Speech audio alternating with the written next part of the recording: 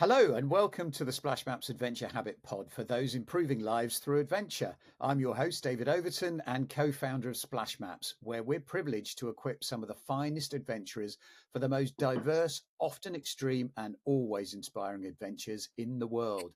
I've grown so much in my regular interactions with adventurers, each with their own different aims and their takes on adventure. But what they all have in common is some awesome tips to share. Join us as we look for their top adventure tips that you can adopt to improve your everyday life. So this week, I'm really excited to have Chris Howard on the show. Chris is otherwise known as the Coastal Walker. Chris is a serial adventurer. I first met him on the Armchair Adventure Festival about 3 years ago. We're privileged to have him as an ambassador at Splash Maps. And I've very fond memories of chasing you, Chris, around the New Forest when you were doing one of your 15 marathons in 15 days. That's right, yeah. 15 marathons, 15 days, all 15 national parks. That feels like quite a long time ago now. But I bet there's been a lot of adventures since, but that was my one sensation in life where I've actually felt like Ernest Borgheim on a bicycle to your Rocky on his feet.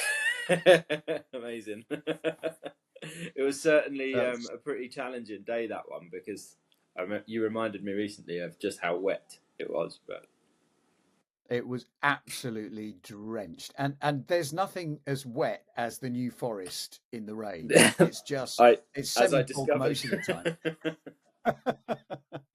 time. Yeah, so we got good use of the GoPro that day, and I'll link that video and the article we did at the time to this pod as well. So, Chris, why don't you tell us a little bit about yourself and how you came by adventure? Just tell us what's the genesis of all this. Yeah, I guess I'll give you a little bit of an abridged version then. There's been such a long sort of time period of me adventuring now that I couldn't cram it all in, I suppose. But I pretty much started before I even left school. I grew up in a pretty crummy town, needed to get out, and I bought a backpack. That was my ticket to freedom. I do a talk about the whole how I got into adventure, but essentially, I left home very early, walked the length of Southeast Asia from on the west coast, then went back, travelled the east coast. I backpacked all across Thailand, Cambodia, Laos, Vietnam, and all of that. Then realised that I'd got into university, had to go to university, but between that, travelled a lot, went on some cool adventures to the Gobi Desert, travelled across India, into the Himalayas. I then finished university and decided that adventure was the kind of way of life for me. Decided to dedicate myself to raising money for good causes and things that resonated with me. So I went and rowed across the Atlantic in a small boat with my best friend, in a journey that was fraught with everything that can go wrong on a boat. Came back, having raised lots of money, decided to do some other things, got into running and cycling, cycled across Europe with nothing but a t-shirt and a water bottle. Did some other mad things. Yeah, did lots of other mad things in between. Did 3 stages of the Tour de France. Really loved my cycling. So ended up doing lots of silly cycling events. And then sort of got into walking a little bit, backpacked all over, and then decided after having children that I wanted to do something big for charity again. So I decided to walk the length of the mainland British coastline. So I walked the whole way around the British coast, which was just over 11,000 miles in the end. Finishing that was when I did the 15 marathons, 15 days. And then, and between that, I decided to row around Britain as well, ultimately culminating in a helicopter rescue off the west coast of Scotland. Oh, goodness me, and yeah, and you've actually run every single day. I think when you did those 15 marathons, you just carried on running. It was a bit like a Forrest Gump experience, wasn't it? Yeah, it's a bit of a weird thing. I've always seemed to do things in the wrong way around. I decided to row the Atlantic. I'd never been in a boat before, never knew how to row, so I had to learn. I ran 15 marathons in 15 days and decided I really like running. So I've not stopped running ever since, and it's now up to about 650 days consecutive running. Yeah. That's not full marathon distance every day, but it's fairly regular. At least once a month, I'm running a marathon now. So, but yeah, I have a rule that I have to run a minimum of a couple of miles every day in a different route wherever I am in the world, and yeah, it's just become part of my life. Fantastic. And you sticking by those really thin-soled running shoes of yours with the toes? I am, yeah. So I'm wearing Vivo Oh, Barefoots, and they've been really good as a sponsor. Actually, send me some new trainers every couple of months. I've just been sent a brand new pair, which I wish I was wearing right now. I literally took them off a minute ago, having come back from a run, but they're soaking wet somewhere. So well, I can't think of a better advert for that for that particular style of shoe myself. it's That's quite quite amazing. something. Before I had them, I did have a knee injury, and I did used to get quite bad plantar fasciitis, and my legs would scream after running. I don't get any pain anymore, and in fact, I feel like my legs are much stronger. I could go on about it forever and talk about the physiology of it, but it's a great thing. Well, Just try and be barefoot as much as you can. oh, there we go. Well, we're going to get down to your adventure habits a little bit later on in this talk. That's what we were trying to boil down to. Your five adventure habits that you would pass on to people that they can actually take into their everyday lives. I think my theory is everyone will benefit from a bit more adventure, and that's why I'm so excited to talk with people like you. To be honest, Chris. Um, so, but the one of the most exciting things that I find about you, Chris, is that you've turned your adventures into things already that can benefit other people, and that seems to have been part of your business as a motivational speaker, etc. Can you tell us a little bit about that and how you've seen adventure make a difference in people's lives that you've spent time with? Yeah, well, I guess I am sort of a different breed of adventure to what we see now coming up. I mean, I left home without a mobile phone. I used to have an Ordnance Survey map, just like the splash maps have. Splash maps probably didn't exist then, but I Maybe mean, not. you had to find ways of finding your own way and figuring things out. You had to learn to speak to people and smile at people you didn't know in order to get information from them, and learn how to communicate in ways that didn't involve texting or using Google Translate, for example. So, sort of like using your own initiative, which is much easier now when people speak to me about planning an adventure, some far-flung place in the world, and I go through hours of planning it with them, and then they turn around and say, "Oh, but we'll have our phones with us and we'll have our tablets with us." So, and I think, well, the adventure really only starts when things go wrong. But if you've got that kind of Yeah. technology with you, it's very unlikely that things are going to go wrong. So, you know, That can be true. That can be true. But and you can also be a slave to that little blue dot as yeah, it goes along. And exactly. what's the boundary between adventurer and tourist when you're dealing with that? Yeah, that's right. And so now I work with companies, organisations, charities to not just help raise awareness and money for those causes, but to motivate them and to reframe their kind of ideas about certain things. And I think I'm good at that now because I have my own 3 children, and I kind of apply those adventure sort of lifestyle habits in them, and we do things together, which is amazing. And I see things through their eyes. And I think when we talk about adventure habits later, that will be one of my points, having thought about it, is that always try to see things through a child's eyes. To keep that childish mindset in your head because you're playful and curious, and that's more important than the kind of attitudes we adopt as adults, because it can kind of close us off from things. I'm noting that one down, Chris. I'm doing that one right now. I mean, in that vein, in the recent discussion that we had, you just casually dropped in. Well, I asked, "What adventure are you doing?" Oh, not a lot. I'm taking the family out to the Atlas Mountains and introducing the kids to the mountains. And I thought, well, yeah, that's an adventurer talking, isn't it? It You is, haven't even noticed you're living an but adventurous yeah, I lifestyle. guess I don't see it as much of an adventure, but for them, and I suppose for other people it might be a bit of an adventure. But yeah, we're this week, tomorrow, well tonight, in fact, flying off to Morocco and going to the Atlas Mountains. We're going to ride camels, and we're going to go and spend time with the Berbers, see some waterfalls, things like that.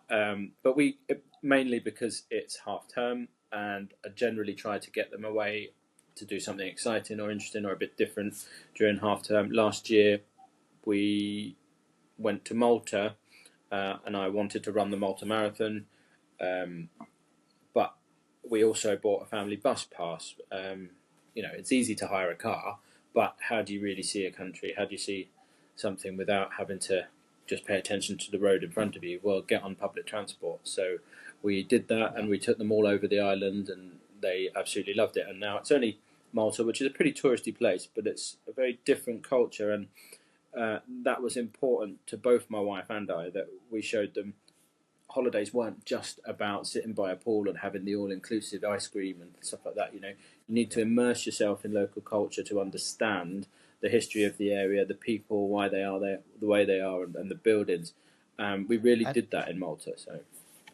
And the public transport is such a great way of getting used to a different culture, isn't it? From traveling through South America, where you're surrounded by chickens and stuff in a kind of converted van, and someone grabbing money from you, and how do they know how to do that, etc., down to the very kind of sterile experience that we have here, but with incredibly complex ticket buying systems. That's right, exactly. But and also for myself as a parent with young children, and knowing that one day they might be off in the world on their own, I want them to know how to do those things. Work out the bus systems, work out timetables, look at trains, understand how to communicate with people in order to get themselves from A to B safely.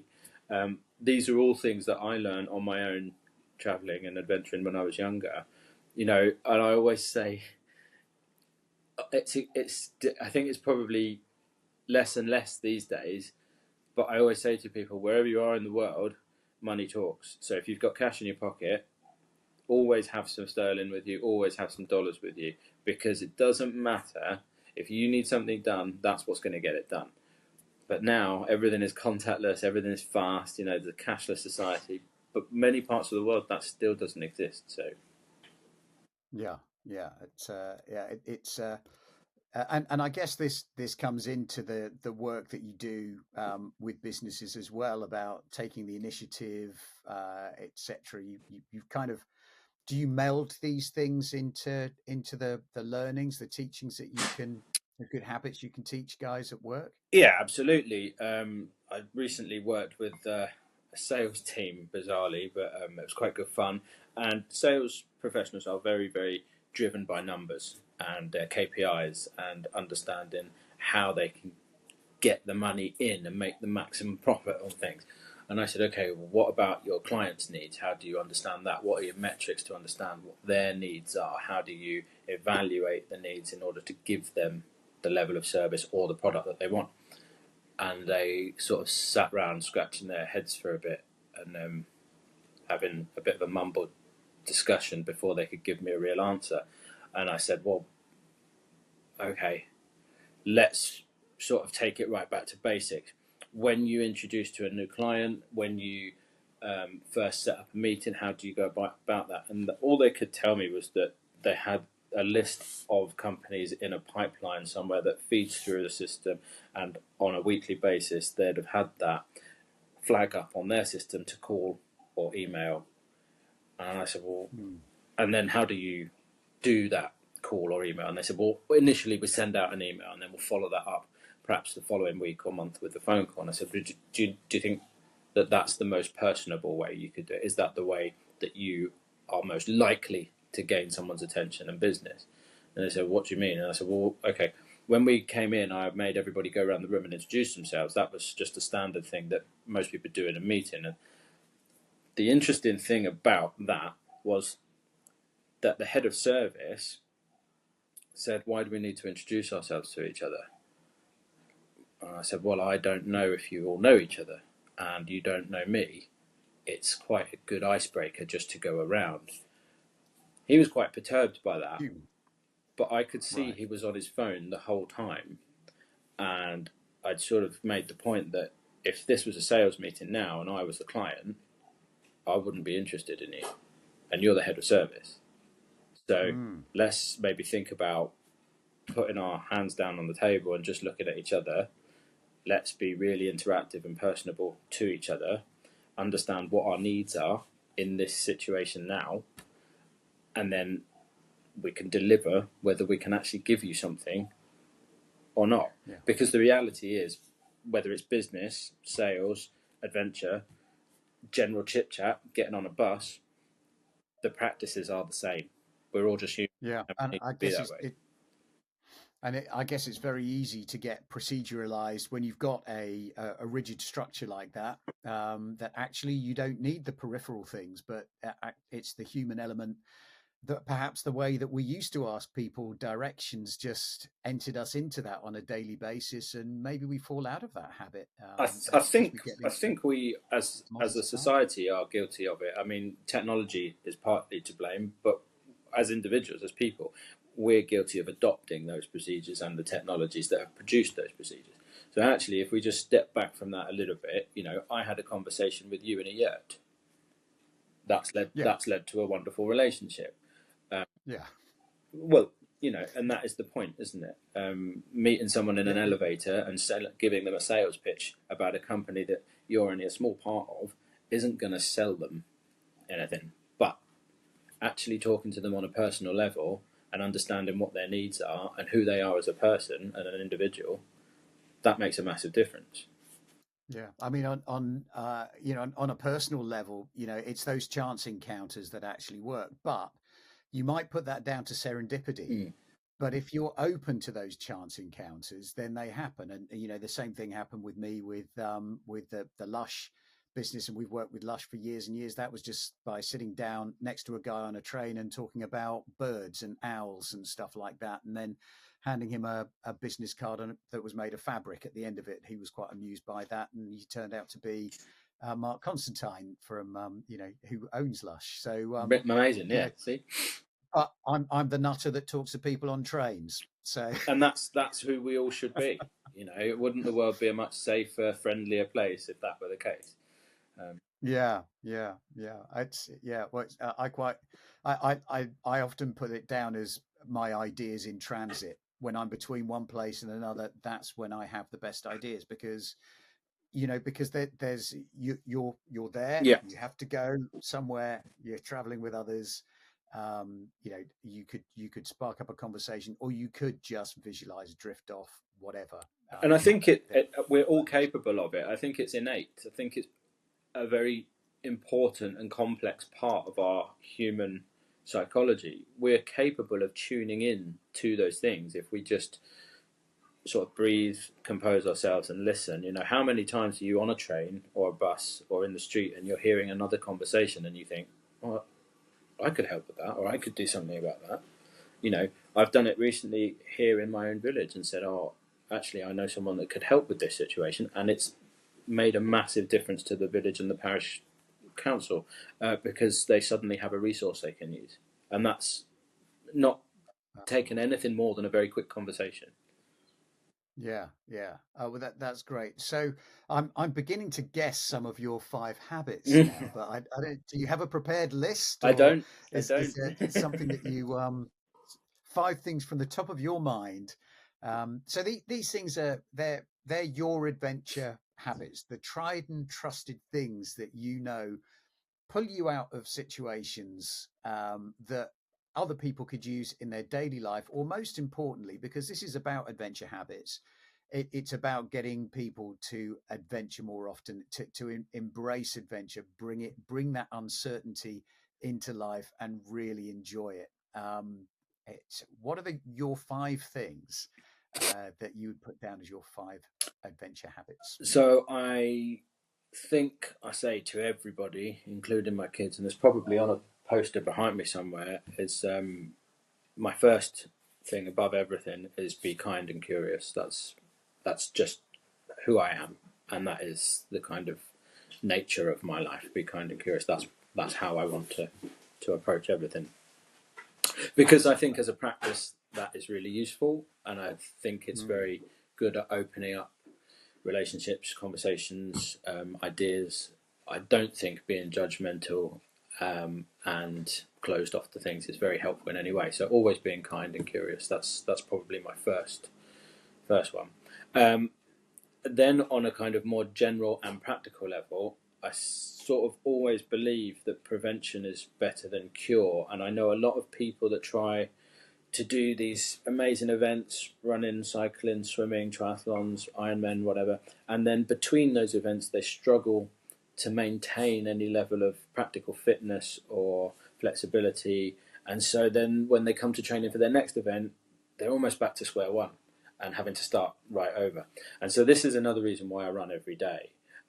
It's about maintenance and maintaining not just the physical, but the mental. So you're constantly ready. And when you do have to train hard for something again or learn something new, it should be that much easier because you're not back at square one. So always maintaining that physical. Constantly ready is. I Yeah. found my excuse for my runs in the morning now. Well, I notice it I mean, it doesn't happen now, but I had noticed it years and years ago where if I hadn't rowed for a few days or hadn't run for a week and then I went back on the road or back on the water, you're stiff and you're a bit achy and you struggle to get into that quality practice again very quickly, which means half of the session is wasted and you've got such a small amount of useful stuff done. Whereas if you'd been ready the whole time and if you'd been just putting that 1% extra in every day or that 15, 20 minutes, half an hour, whatever, every day, that whole session would have been a really good quality training session. And that is the same not just for exercise and physical maintenance, that's the same mentally. It's also the same in business. Yeah. If you're consistent in business every day, you're bound to get the results that you need. It becomes inevitable. Right. Oh, okay. So have you strayed into another habit there? Because we've got prevention is better than cure, and that's led us to consistency. But, is there something else you got in mind there, Chris? Well, I think something I've been thinking about recently and making notes about, and I'm yet to sort of formalize any of this in a talk or session with anybody, but what I see a lot in... You can practice it right here on the Adventure Habit Pod, Chris. Yeah, that's it. What I see a lot in people is a great degree of separation in their work life and in their personal life. They're almost two polar opposites or two very individual, distinct personalities. And so every time they come into a business situation or into the working environment, exactly like I was saying about taking a day or two off of rowing or running, they're kind of catching up with themselves to be back in that scenario. And I wonder all the time if you are better off just being you in both scenarios and just being that individual, because actually the company care more about you being that individual, being creative and being the person you are than the person you think they need you to be. So I think not having that separation in personality, not having the home Chris and not having the work Chris is important, but just having the whole person, that whole Chris is the most important thing. And being true to that. I think that's a really interesting one because we are told so often that you don't mix business with pleasure. Whether that's something that's come back to me from the late 1980s or 1990s when my career began, or whether that's something that's still thought of now. But there is definitely a work face and a home face. Yeah, but I think it's drummed into us from early childhood. School uniform. I was made to wear a blazer and a tie. That's the same in business situations. I don't know many people now that are forced to wear suits to work. I work with companies where, a lot of the time their attitude and approach to things is quite relaxed. But then I still go into insurance companies, banks, etc., and they're all suited and booted. Well, automatically, you know that that's not them. That's not that person. That's only them today at work at this time. So it's a very different image and person that they're presenting at home. And I think that kind of approach needs to change because in reality it's a falsehood. It's funny you should say that because I'm about to get a big dose of that for the first time. Mrs. O or Mrs. Splash Maps, whichever you want to call her, is coming to join me on a stand that we've got at the Boston Outdoor Expo beginning of next month. So it's the first time she's come. She's nervous about it. She doesn't necessarily feel comfortable with representing the business, but she gets a nice holiday to New York and all that sort of stuff. So it kind of works in both ways. But I guess we have to face that breakdown of the barrier. Mm. You know, this is us putting on the face for the business and putting on the face for ourselves as well. But I actually think that's easier if you're in the adventure game like we are. Because you know, straight away, if you're in the business of adventure, you are dealing with people when they are normally outside of that work Yeah, environment. yeah, I just find it fascinating, that whole psychology behind the way people see themselves professionally, and then the way they see themselves personally, and when they're out of that situation. And I I think love it's that. often why people at Christmas parties and things like that, let loose and become a bit of a different person, and people talk about them, but they're just Yeah. being them, aren't they? Yeah. Well, yeah, I never want to be the. Thankfully, that those don't happen too often at Splash Maps. So, right, okay. So I think we're up to three. Is there a fourth and a fifth, or am I really pushing you on this? No, I'm pretty sure there is a fourth and a fifth. So I would say there's all sorts of things that I've learned over time, spending time with different people, different experts, and um, there's a lot of benefit to being adaptable and flexible in. Well, I think I've just said about physically maintenance and mentally, but flexibility is really important. Adapt to your situation, be flexible.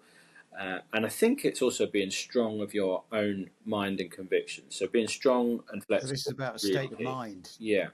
Yeah. So really being, and I'm not just talking about resilience. That's a kind of buzzword at the moment, and it's really like, popular. But resilience is one thing, but just being strong in your own mind and strong in your conviction about certain things and the way you live, I think that is the key. And remaining flexible to those situations. So, and I remember doing martial arts when I was younger, and the instructor saying, being strong and flexible is the most important thing. The skill is irrelevant. That will come with the training. Being strong and flexible, those are the things you need to concentrate on. And he's absolutely right, both from a physical standpoint and from a mental standpoint. And that's one of the lessons I've carried right through my life. And I still think about that now. I try to tell people that professionally when we're in sessions, and a lot of the time people can't really get their head around it. But Mm. I mean, it's obvious to me. Look, yoga's incredibly popular now. It didn't used to be, and that's a key example. Right down to the fact that some businesses have adopted programs that are based on yoga practice, and that's mad. So when you look Yeah. at it that way, being strong and flexible is really key to having a robust business, um, having a good team and leadership, and just Yeah. being able to get from your objective through to your goal. So I think that's a really important one: being strong and flexible.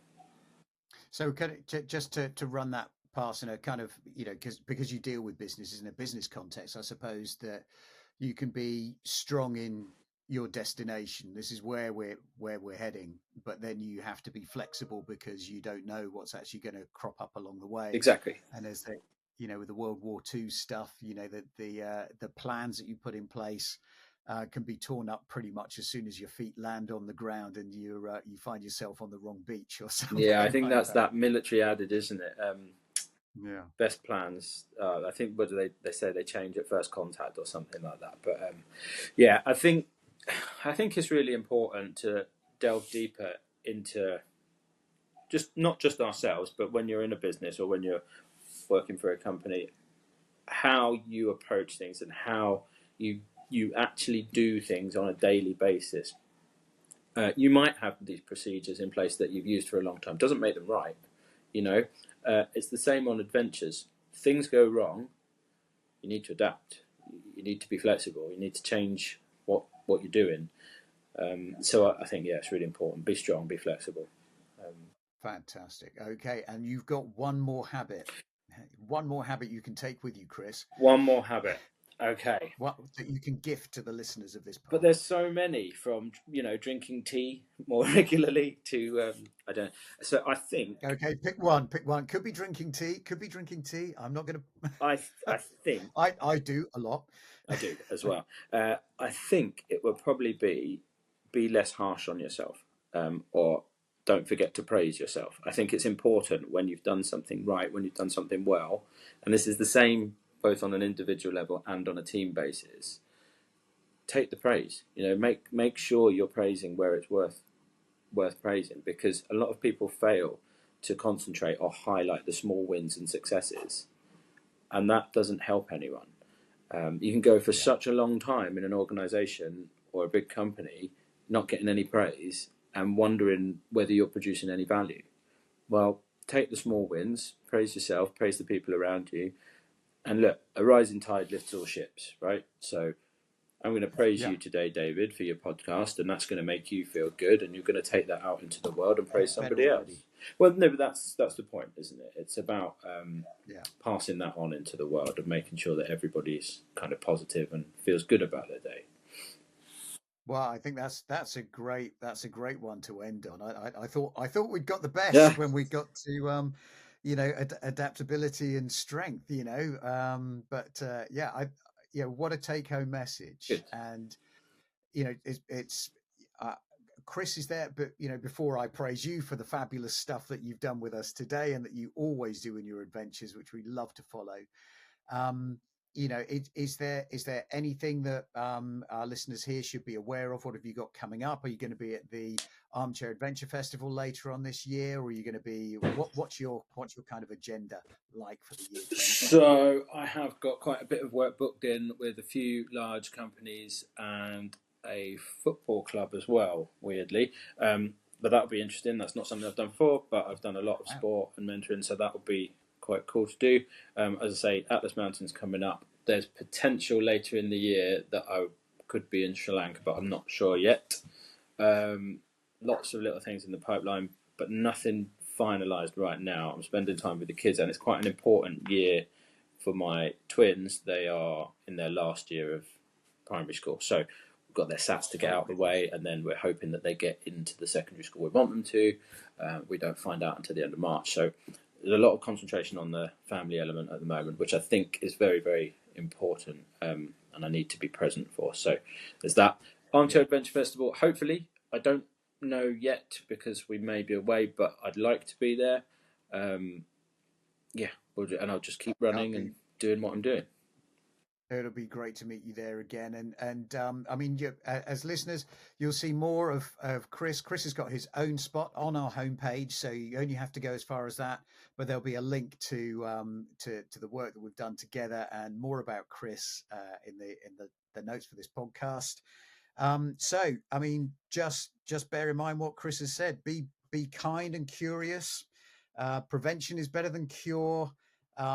Yeah, ditch that separation between home and work life, and be adaptable, flexible, and strong. And the last message, and I think this is a nice one to leave you on, Chris, because you are a brilliant person, an absolute off the scale adventurer. We're so delighted at Splash Maps that you use our products. And we're just so stoked to have you on the podcast today. Thank you so much for joining us. To hear more people like Chris, please subscribe and join us for the next podcast. Thank you very much. Goodbye. Thanks, David.